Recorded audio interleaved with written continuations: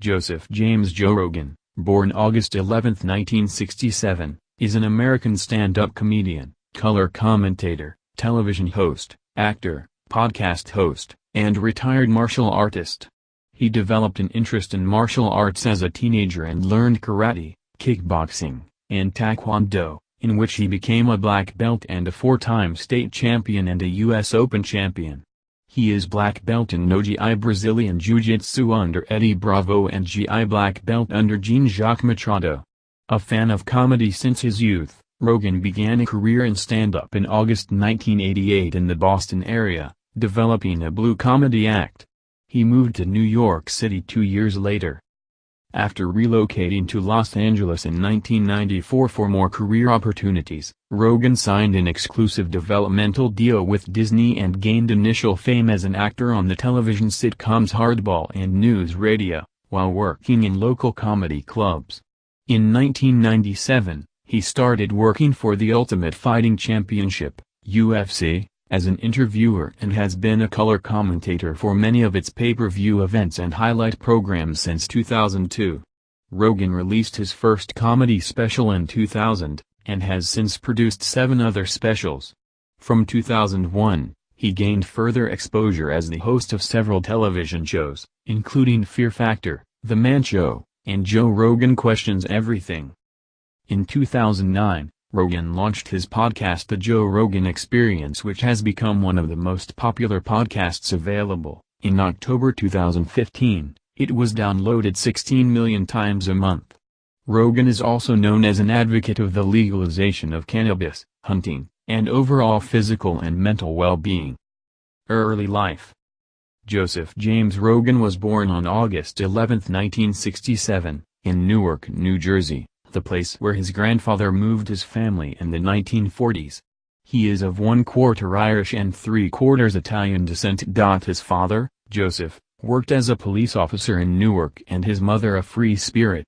At 5 years of age, Rogan's parents divorced, and his father has not been in contact with him since he was 7. Rogan said of his father, "All I remember of my dad are these brief, violent flashes of domestic violence. But I don't want to complain about my childhood. Nothing bad ever really happened to me. I don't hate the guy." At 7, Rogan and the family moved to San Francisco, California, followed by another move when he was 11 to Gainesville, Florida. They settled in Newton Upper Falls, Massachusetts, where Rogan attended Newton South High School and graduated from in 1985.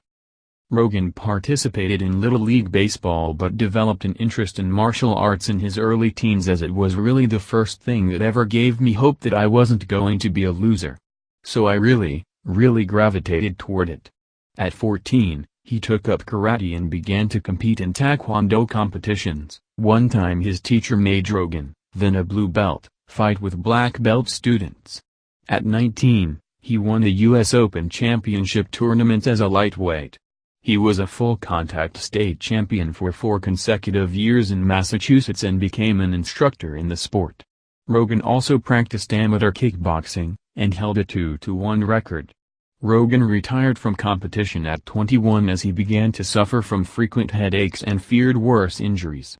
He attended University of Massachusetts Boston but found it pointless and dropped out before he could graduate.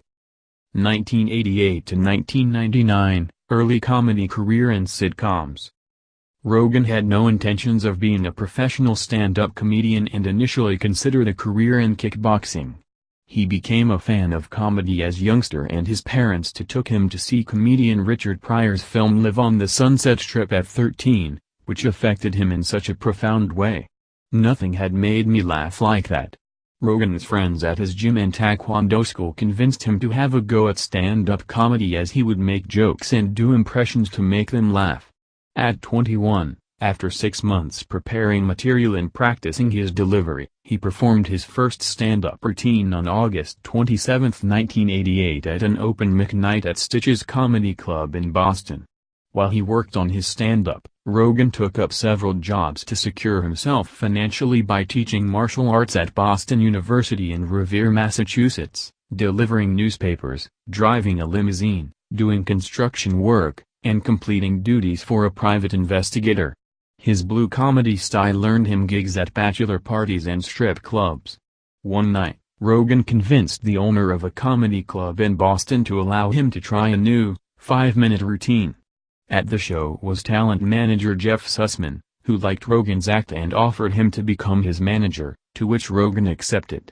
In 1990, Rogan moved to New York City as a full-time comedian. He was scratching and grinding for money at the time, so he stayed with his grandfather in Newark for the first 6 months.